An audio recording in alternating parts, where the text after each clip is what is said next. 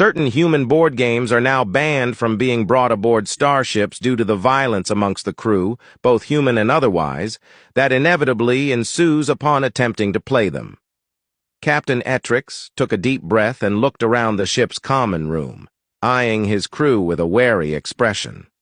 At the center of the long metallic table lay a suspiciously worn box emblazoned with the words Monopoly. It hadn't even been 5 minutes since Midshipman Davis had set it down, and already he sensed an underlying tension building in the room. "All right, listen up," Captain Ettrix began, his voice carrying a weight that silenced the chatter immediately. "We've received very specific instructions from the Galactic Council on recreational activities. You all know the new rule." He pointed to the game. "Certain human board games are now officially banned."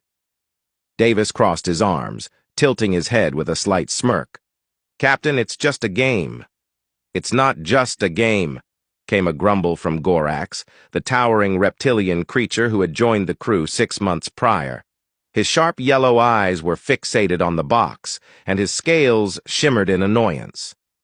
"I remember the last time we played, I still owe Nara 16 units of fuel because of that ridiculous chance card." Nara, the ship's communications officer, and a Lyran with blue bioluminescent skin, gave an amused shrug.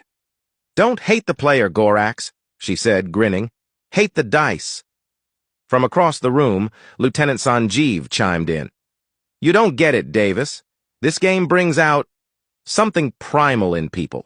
I once saw 2 crew members nearly blast each other into space over Park Place." Davis laughed. "You all are making a big deal out of nothing. I just thought it'd be fun to pass some time. What harm could a little game of Monopoly do?" Captain Ettrix sighed, tapping his fingers on the table as he tried to decide whether to confiscate the game now or let his crew learn the hard way. He leaned forward. "All right, but if I hear even a hint of discord, this game is going in the incinerator. Understood?" "Understood," came the chorus of voices, though Davis's grin suggested he was far from intimidated. They began setting up the game, with the crew members choosing their tokens with surprising enthusiasm. Gorax picked the top hat, his claws awkwardly balancing the tiny object, while Nara chose the iron. Davis went with the classic battleship, and Sanjeev, after some grumbling, settled for the shoe. The first few rounds passed without incident. Properties were purchased, rent was paid, and the crew even shared a few laughs as they traded jokes about their absurdly tiny tokens. But, as expected, things didn't stay civil for long. 200 credits, Gorax," Nara declared as Gorax landed on her fully built-up boardwalk. Gorax's scales rippled with a deep, slow sigh, and he muttered, "I don't have 200 credits. Take my utilities." "No way," Nara countered, shaking her head.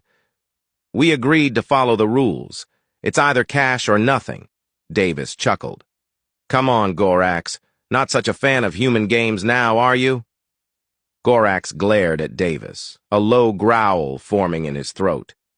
"Watch yourself, midshipman. You wouldn't last 5 seconds in an Ashari gambling pit."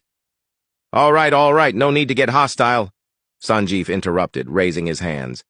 It's not just a game," Gorax snapped, slamming his clawed hand down. The table rattled, sending pieces skittering. "I was promised victory, and now I'm just bankrupt." "Gorax, seriously, it's a game. Calm down," Nara said, although her tone had lost much of its earlier playfulness. "Calm down?" Gorax's eyes narrowed as he leaned forward, towering over the table. "You don't understand the pride of an Ashari. To lose this way, relying on the roll of dice and luck, is dishonorable." Before things escalated further, Davis landed on one of Gorax's properties with a hotel. The smug grin was wiped off his face as he counted his remaining cash. I can't pay that," he admitted reluctantly, avoiding Gorax's gaze. "Oh, but now you're short on credits?" Gorax grumbled, his claws drumming on the table. "Hand over all your railroads, then. Fair's fair. Hold on a second, Sanjeev interrupted, frowning. If you take Davis's railroads, that'll give you a monopoly on all four. That's absurdly powerful. It's within the rules, Gorax said, his tone dark and self-satisfied. You know what? Fine, Davis said, his eyes blazing. Take the railroads.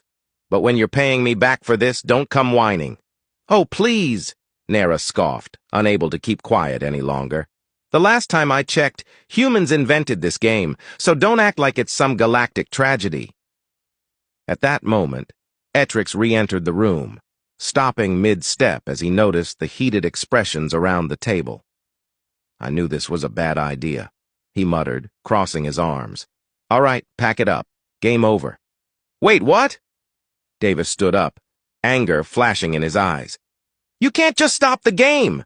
Gorax just conned me out of my railroads. I deserve a chance to win them back. You're going to have to live with it, Davis, Etrix replied sternly. These games bring out the worst in everyone. Gorax's voice rumbled with a low, menacing chuckle. Yes, Davis, accept your defeat. That was the last straw. Davis reached across the table, grabbing the top hat token out of Gorax's claws, and with a mighty tug, the hat snapped in two. Gorax howled, standing to his full height and knocking his chair backward. Enough! Etrix shouted, stepping between them. I said game over, and I meant it.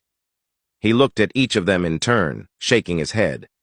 This, he said slowly, is why human board games are banned on starships. They turn everyone into enemies. As the crew reluctantly began packing up the game, there was a begrudging silence. For a moment, they each seemed to realize how absurd it was to let a game ignite so much fury. But when Etrix looked over and saw Davis still staring daggers at Gorax, he knew this wouldn't be the last time Monopoly would make an appearance on his ship. He sighed. The Galactic Council might be onto something after all.